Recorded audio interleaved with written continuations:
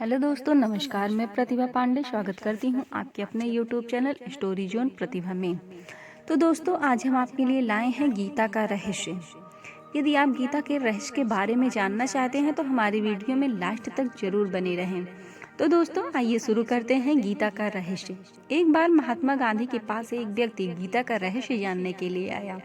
उसने महात्मा गांधी से गीता के रहस्य के बारे में पूछा। गांधी जी उस समय फावड़े से आश्रम की खुद भूमि खोद रहे थे। उन्होंने उस व्यक्ति को पास बिठाया और फिर से आश्रम की भूमि खोदने में लग गए। इसी तरह काफी समय हो गया, लेकिन महात्मा गांधी उस व्यक्ति से कुछ नहीं बोले। आखिर में अकेले बैठे बैठे परेशान होकर वह व्यक्ति महात्मा गांधी से बोला, मैं इतनी दूर से आपकी ख्याति सुनकर गीता का मर्म जानने के लिए आपके पास आया था, लेकिन आप तो केवल फावड़ा चलाने में लगे हुए हैं। गांधी जी ने उत्तर दिया, भाई, मैं आपको गीता का रहस्य ही समझा रहा था। महात्मा गांधी की बात सुन करके वह व्यक्ति बोला, आप कहाँ समझा रहे थे? आप तो अभी तक एक शब्द भी नहीं बोले। गांधी जी बोले, बोलने की आवश्यकता नहीं है। गीता का मर्म यही है कि व्यक्ति को कर्म योगी होना चाहिए। बस फल की आशा किए बगैर निरंतर कर्म करते चलो, यही गीता का मर्म है। गांधी जी के इस उत्तर को सुनकर व्यक्ति को गीता का रहस्य समझ में आ गया। तो दोस्तों, व्यक्ति को फल की चिंता किए बगैर हमेशा कर्म करते रहना चाहिए। इसका मतलब यह कतई नहीं है कि हर कुछ काम करने लग जाए, बाद में जेल जाना पड़ रहा है। कहानी की नीति, कोई काम हमने स्टार्ट किया और हम बार बार फल रिजल्ट के बारे में ही सोचते रहें, यह गलत बात है। इससे हम उस काम को करने में सही से ध्यान नहीं लगा पाएंगे और उसमें असफल होने के चांस ज़्यादा बढ़ जाएंगे।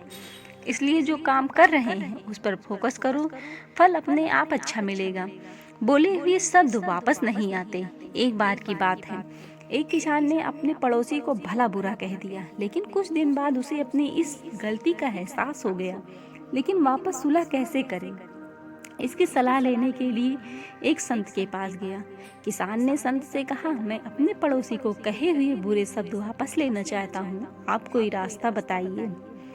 तो संत ने किसान को बहुत सारे पंख देते हुए कहा, जाओ इन सब पंख को शहर के बीचों बीच चौराहे पर जाकर रख के आ जाओ। किसान ने संत के कहे अनुसार पंख रख दिया और वापस संत के पास पहुंच गए। अब संत ने कहा, अब वापस वहां जाओ और सारे पंख समेट कर मेरे पास ले आओ। किसान वापस वहां चौराहे गया जहां उसने वो पंख रखे थे, लेकिन उसने जाकर देखा तो पाया कि वहां एक भी पंख नहीं बचा। सारे पंख हवा से इधर उधर उड़ गए। अब किसान वापस खाली हाथ लौटकर संत के पास आया और सारी घटना उनको बता दी। तब संत ने समझाया, यही घटना तुम्हारे शब्दों के साथ भी होती है। तुम अपने मुंह से अपने आसानी से निकाल तो देते हो, लेकिन उन्हें वापस नहीं ले सकते। तुम वापस उस आदमी से जाकर माफी तो मांग सकते हो, लेकिन उसके दिल के अंदर कहीं न कहीं चोट जरूर लगी रहती है, जो वह कभी नहीं भूल पाएगा। कहानी की नीति है दोस्तों, बोली की चोट गोली से भी गहरी होती है, इसलिए अपने शब्दों से किसी को चोट न पहुंचाएं। इसका जरूर ध्यान रखें। एक बार किसी रस्सी को तोड़ दो और वापस जोड़ो तो उसमें एक गांठान सी रह जाती है, इसलिए बोलने से पहले एक बार जरूर सोच लें। भले ही आपको गुस्सा आ रहा है, लेकिन कुछ देर शांत रहें। पहले इसके परिणामों के बारे में सोचें और फिर कुछ बोलें। तो तीसरी कहानी है दोस्तों, दो परिवार एक दूसरे के पड़ोस में ही रहते थे। एक परिवार हर वक्त लड़ता था, जबकि दूसरा परिवार शांति से और मैत्रीपूर्ण रहता था। एक दिन झगड़ालू परिवार की पत्नी ने शांत पड़ोसी परिवार से ईर्ष्या महसूस करते हुए अपने पति से कहा, अपने पड़ोसी के वहां जाओ और देखो कि इतने अच्छे तरीके से रहने के लिए वह क्या करते हैं। पति वहां गया और चुपचाप देखने लगा। उसने देखा कि एक औरत फर्श पर पोछा लगा रही है। अचानक किचन से कुछ आवाज आने पर वो किचन में चली गई। तभी उसका पति एक रूम की तरफ भागा। उसका ध्यान नहीं रहने के कारण फर्श पर रखी बाल्टी से ठोकर लगने के कारण बाल्टी का सारा पानी फर्श पर फैल गया। उसकी पत्नी किचन से वापस आई और अपनी पति से बोली, आई एम सॉरी डार्लिंग, यह मेरी गलती थी, मैंने रास्ते से बाल्टी को नहीं हटाया। पति ने जवाब दिया, नहीं डार्लिंग, आई एम सॉरी, क्योंकि मैंने इस पर ध्यान नहीं दिया। झगड़ालू परिवार का पति जो छुपा हुआ था वापस लौटकर आया तो उसकी पत्नी ने पड़ोसी की खुशहाली का राज पूछा। पति ने जवाब दिया।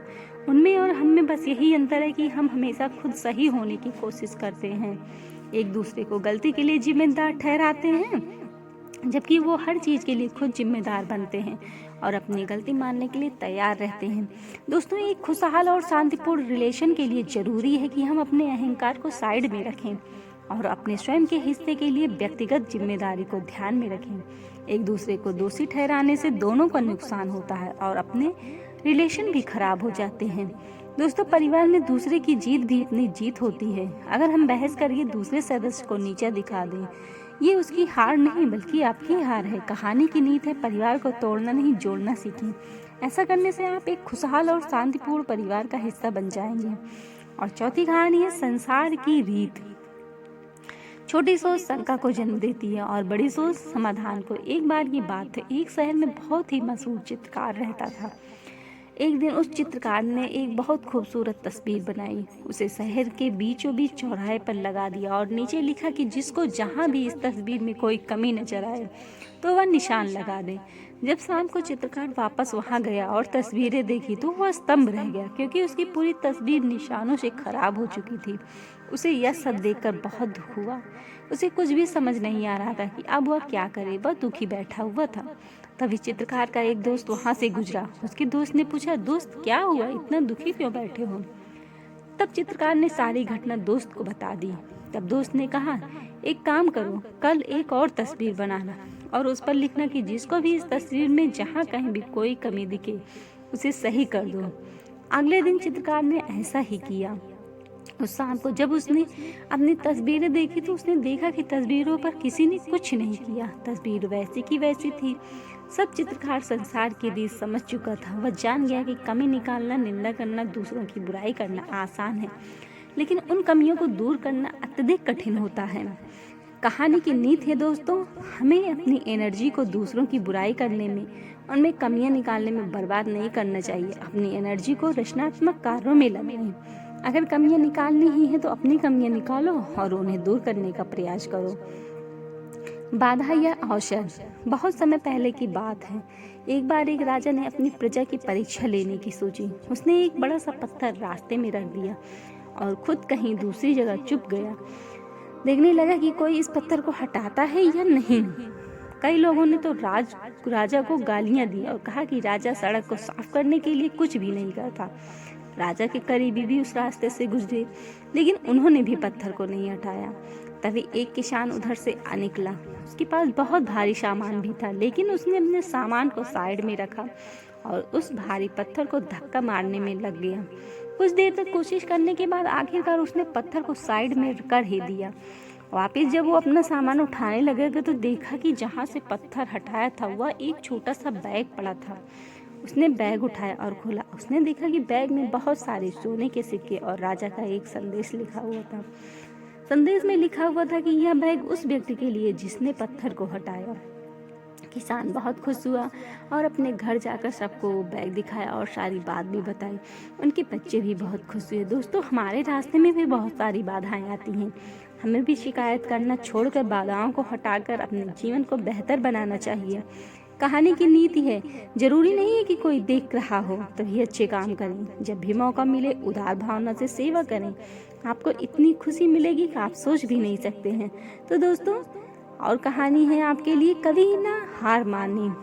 एक दिन एक आदमी ने अपनी जिंदगी से परेशान होकर आत्महत्या करने का मन बना लिया। उसको और जीने की कोई मतलब ही नहीं दिखा। उस आदमी ने लास्ट बार भगवान से बात करने की ठानी। उसने भगवान से पूछा, प्यारे भगवान, मुझे कोई एक अच्छा सा कारण बता सकते हो आत्महत्या नहीं करने का? भगवान ने जवाब दिया, अपने आसपास देखो, क्या तुम घास और बांस को देख रहे हो? जी बिल्कुल देख रहा हूँ, आदमी बोला। भगवान बोले, जब मैंने घास और बांस के बीज बोए थे, मैंने उनकी बड़ी देखभाल की। मैंने प्रकाश दिया, मैंने पानी सींचा। घास बहुत जल्दी जमीन से निकलकर बढ़ने लगी और जल्दी ही जमीन को हरी भरी कर दिया। लेकिन बांस के बीज से भी कुछ भी नहीं निकला। फिर भी मैंने उस पर हार नहीं मानी। मैं लगातार पानी देता रहा। दूसरे साल घास बहुत ही अच्छी और भरपूर हो गई, लेकिन बांस के बीज से कुछ नहीं निकला। मैंने फिर भी उस पर हार नहीं मानी। तीसरे साल भी बांस के बीज से कुछ नहीं निकला। तभी चौथे साल जमीन से एक छोटा सा अंकुर उभरा। घास के मुकाबले ये कुछ भी नहीं था, यानी कि बहुत छोटा था, लेकिन सिर्फ 6 महीनों में बांस 100 फीट तक लंबा हो गया। इसने अपनी जड़ों को फैलाने और मजबूत बनाने में 3 साल लगाए। इन जड़ों ने बांस को मजबूत बनाया और वो दिया इसको जीवित रहने के लिए जरूरी था। भगवान ने आगे और कहा, प्यारे बालक, मैं अपनी किसी भी जीव को या याचना रचना को इतनी चुनौतियां ही देता हूँ कि वो सहन कर पाए। क्या तुम जानते हो, अभी जो भी तुम चुनौतियों का सामना कर रहे हो वो वास्तव में तुम्हें अपनी जड़ों को मजबूत करने के लिए है। मैंने जिस प्रकार बांस की देखभाल नहीं छोड़ी, उसी प्रकार मैं तुमको भी अकेला नहीं छोड़ूंगा। अपने आप की किसी से तुलना मत करो। बांस का घास की तुलना में एक अलग उद्देश्य है, फिर भी ये दोनों जंगल को सुंदर बनाते हैं। तुम्हारा समय भी आने वाला है और मुझे पता है ये जरूर आएगा। तुम बहुत ऊपर उठोगे। भगवान ने उस आदमी से कहा, कितना ऊपर मैं उठ सकता हूँ? उस आदमी ने पूछा, जितना तुम चाहो और महान बन के मेरी शोभा बढ़ाओ। भगवान ने कहा। वो आदमी वापस आ गया और दुगने उत्साह के साथ अपनी जड़ें मजबूत करके महान बन गया। कहानी की नीति, कभी हार नहीं माने, कभी नहीं, कभी भी नहीं, दिल से जियो। तो दोस्तों, आपके लिए एक और अच्छी सी छोटी सी कहानी, दिल से जियो। एक अमीर आदमी था। उसने कड़ी मेहनत करके ढेर सारी दौलत इकट्ठा की ताकि उसके रिटायर होने के बाद भी ऐसो आराम से रह सके। लेकिन इसी बीच यमदूत जी आ गए और बोले, सेठ जी, आपका समय अब समाप्त हो गया और आपको मेरे साथ चलना होगा। सेठ ने सोचा कि बहुत अमीर आदमी हूँ तो ठीक है, मैं कुछ समय खरीद लेता हूँ यमदूत से, चाहे कितनी भी कीमत लग जाए। सेठ से यमदूत से बोले, मैं तो यमदूत ने साफ मना कर दिया। काफी समय तक मिन्नतें करने के बाद यमदूत टस से मस नहीं हुआ। आखिरकार सेठ ने लास्ट प्रस्ताव रखा कि मेरी सारी दौलत ले लो और मुझे जिंदगी का 1 घंटा दे दो, ताकि मैं प्रकृति की तारीफ कर सकूं और मैं अपने घर वालों और दोस्तों के साथ कुछ वक्त बिता सकूं, क्योंकि मैं उनसे बहुत समय से मिला नहीं हूँ। लेकिन यमदूत ने फिर मना कर दिया। आखिर में सेठ ने यमदूत से कहा कि मुझे केवल 1 मिनट दे दो ताकि मैं एक गुड बॉय नोट लिख सकूं। यमदूत ने ये बात मान ली और 1 मिनट का समय दे दिया। उसने नोट लिखा, अच्छा समय बिताओ, जो तुम्हें मिला है अपनी सारी दौलत से अपनी जिंदगी का 1 घंटा भी नहीं खरीद सकते, तो तुम कमाने के साथ साथ अपनी जिंदगी पूरी तरह से जियो। अपने दिल की सुनो, अपने चारों ओर एक बेहतर वातावरण का निर्माण करो, अपने जिंदगी के हर मिनट को जिंदा दिली से जियो। तो दोस्तों, कहानी की नींद है, अपनी जिंदगी पूरी तरह से जियो, हमेशा अपने दिल की सुनो और अपने जिंदगी के हर पल को खुश होकर जियो। दया और परोपकार का फल। एक बार एक गांव में कुछ ग्रामीण मिलकर एक सांप को मार रहे थे। तभी उसी रास्ते से संत एकनाथ का निकला हुआ भीड़ को देखकर एकनाथ भी वहां आ पहुंचे। बोले, भाइयों, हम प्राणी को क्यों मार रहे हैं? कर्मवश साफ होने से क्या हुआ? यह भी तो एक आत्मा है। तभी भीड़ में खड़े एक युवक ने कहा, आत्मा है तो फिर काटता क्यों नहीं है? व्यक्ति की बात सुनकर संत एकनाथ ने कहा, तुम लोग सांप को बेवजह मारोगे तो भी तुम्हें काटेगा ही। अगर तुम सांप को नहीं मारोगे तो वह तुम्हें क्यों काटेगा? ग्रामीण संत एकनाथ का काफी सम्मान करते थे, इसलिए संत की बात सुनकर लोगों ने सांप को छोड़ दिया।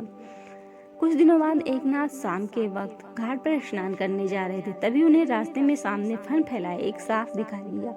संत एकनाथ ने सांप को रास्ते से हटाने की काफी कोशिश की, लेकिन वह टस से मस न हुआ। आखिरकार एकनाथ मुड़कर दूसरे घाट पर स्नान करने चले गए। उजाला होने पर लौटे तो देखा बरसात के कारण वहाँ एक गड्ढा हो गया था। अगर सांप ने रास्ता न रोका होता तो संत एकनाथ उस गड्ढे में कब के समा चुके होते। कहानी की मोरल ऑफ द स्टोरी, दया और परोपकार हमेशा आपके ऊपर लौट कर आते हैं और अच्छा फल ही देंगे। जो होता है वह अच्छे के लिए होता है। तो दोस्तों, एक बार की बात है, एक राजा तलवारबाजी कर रहा था तो अचानक से उसकी अंगुली में कट लग गया। तो पास खड़े मंत्री अचानक बोल पड़े, राजा साहब, चिंता न करें, जो होता है अच्छे के लिए होता है। यह सुनते ही राजा को गुस्सा आ जाता है। राजा उस मंत्री को कारागृह में बंद करने का आदेश दे देता है और बोलता है, इसको फांसी पर चढ़ा दिया जाए। यह सुनकर मंत्री घबरा गया। उसने राजा से निवेदन किया, महाराज, मैंने आपके यहाँ इतने वर्षों तक काम किया, क्या आप मेरी अंतिम इच्छा पूरी नहीं करेंगे? राजा बोला, ठीक है, बताओ क्या है तुम्हारी अंतिम इच्छा? मंत्री बोला, कृपया मुझे 10 दिन का समय दीजिए, उसके बाद आप मुझे जो चाहे वो सजा दे दीजिए। राजा ने उसकी अंतिम इच्छा मान ली। राजा दूसरे दिन अपने सैनिकों के साथ जंगल में निकला। जंगल के बीच में राजा अपने सैनिकों से बिछड़ गए और रास्ता भटक गए। रास्ता ढूंढते हुए राजा वनवासियों के बीच पहुंच गया, जो बलि देने के लिए किसी को ढूंढ रहे थे। वनवासियों ने राजा को पकड़ लिया और वन की देवी को बलि देने के लिए ले गए। बलि देने की सारी तैयारियां पूरी हो गई। जैसे ही राजा को बलि देने के स्थान पर ले जाया गया, वहां खड़े बुजुर्गों की नजर राजा की खंडित उंगली पर पड़ी। उसने आवाज लगाई, ये तो खंडित है, इसकी बलि नहीं दी जा सकती है। तो वनवासियों ने राजा को छोड़ दिया। राजा जैसे तैसे वहां से निकला और अपने राज्य पहुंचा। सबसे पहले कारागृह में अपने मंत्री से मिलने पहुंचा। राजा ने मंत्री से कहा, आपने सही कहा था, अगर मेरी उंगली नहीं कटी होती तो मैं जिंदा नहीं होता। यानी जो होता है वो अच्छे के लिए होता है। राजा ने फिर पूछा, मेरा तो फायदा हुआ, लेकिन आपका कैसे फायदा हुआ? मैंने तो आपको सजा दी। मंत्री बोला, मैं आपके साथ शिकार पर हमेशा रहता हूँ, उस दिन भी रहता, लेकिन मेरे खंडित नहीं होने के कारण मेरी बलि चढ़ जाती, इसलिए मेरे साथ भी जो हुआ अच्छा हुआ। राजा प्रसन्न हुआ, लेकिन छोटी सी बात पर मंत्री को सजा देने का दुख भी हुआ। इसलिए राजा ने मंत्री को कारागार से निकाल करके फिर से अपने साथ रख लिया। कहानी की नींव। दोस्तों, अपने जीवन में बहुत सारे उतार चढ़ाव आते रहते हैं। कभी कभी कुछ चीजें मन मुताबिक नहीं होती, इस कारण से कभी भी निराश नहीं होना चाहिए। तो दोस्तों, आपको हमारी ये कहानी गीता के रहस्य टॉपिक से जुड़ी हुई कैसी लगी, आप कमेंट में ज़रूर बताइएगा। और इस कहानी में बहुत सारी छोटी छोटी कहानियाँ हैं। अगर आपको अच्छी लगी तो प्लीज़ कमेंट करके ज़रूर बताइएगा, और हमारे चैनल को लाइक शेयर सब्सक्राइब करना बिल्कुल ना भूलिएगा। और हाँ दोस्तों, लास्ट में बेल आइकन ज़रूर दबाइएगा। धन्यवाद दोस्तों।